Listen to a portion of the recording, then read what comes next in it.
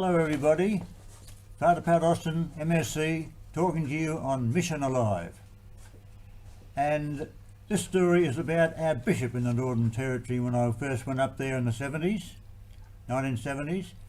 He was Bishop John O'Loughlin. He took over from the famous Bishop Zell, and I found him a rather remarkable person. Very talented intellectually and a great leader, very pastoral, very conscious of his parishioners. And so let me tell you about one morning there at the presbytery in Darwin. It was a wet season. We had monstrous showers of rain.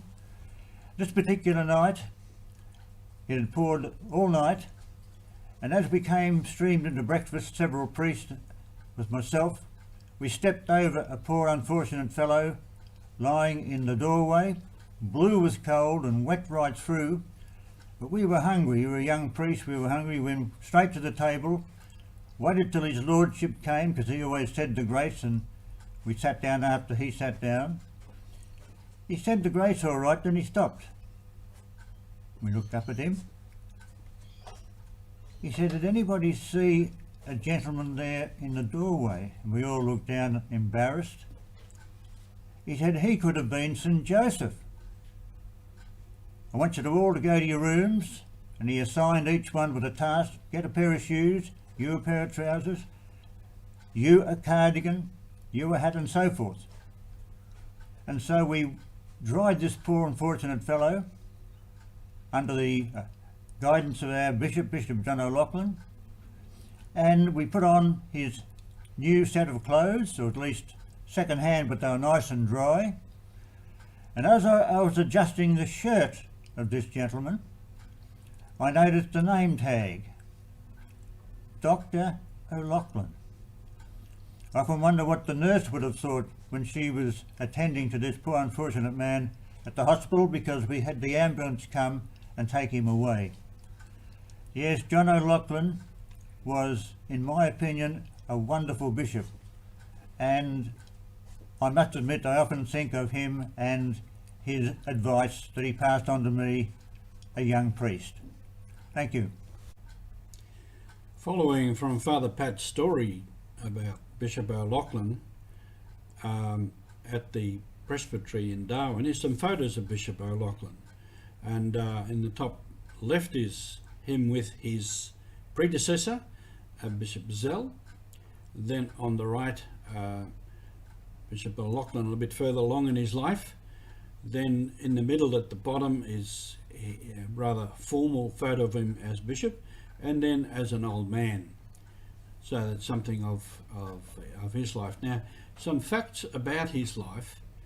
He was born in 1911. He was ordained priest in 1935 as a missionary of the Sacred Heart. He was appointed Bishop of Darwin, then ordained Bishop of Darwin, and then installed as the Bishop of Darwin. And all that was in 1949. And in 1985 he died. He went to the Second Vatican Council and attended all 4 sessions, and that would have been about halfway through his time as bishop. So there was a changing time that he lived in. And when he was consecrated bishop, the principal bishop was Bishop Boving from Adelaide, and Darwin and Adelaide have always and still have a special relationship. Interestingly enough, the two co-consecrators were Bishop Sharmak and Bishop Vestas. Bishop Vestas was the second bishop of New Pomerania, which is now the Rabaul Archdiocese. And Bishop Sharmak was his coadjutor and successor. So a very strong mission connection, as there was in that time. And